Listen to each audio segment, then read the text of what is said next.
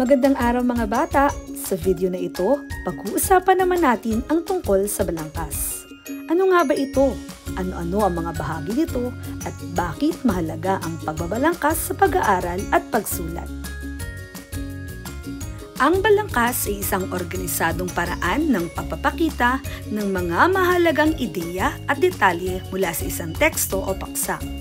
Para itong gabay na tumutulong sa atin na maintindihan at mas mapadali ang pag-aaral ng isang material o teksto. Karaniwang may dalawang bahagi ang isang balangkas. Una ay ang pangunahing ideya at ang sunod ay ang pantulong na detalye. Ano nga ba ang pangunahing ideya? Ang pangunahing ideya ang sentro at pinakamahalagang punto ng bawat bahagi ng teksto.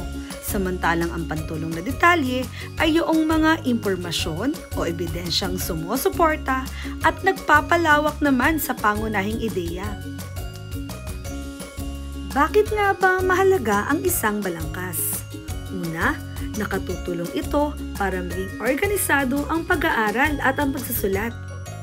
Pangalawa, pinadadali nito ang pag-unawa sa mahalagang bahagi ng teksto at ang ikatlo, nagbibigay ito ng malinaw na gabay sa paggawa ng mga proyekto o sa pagsulat ng isang sanaysay.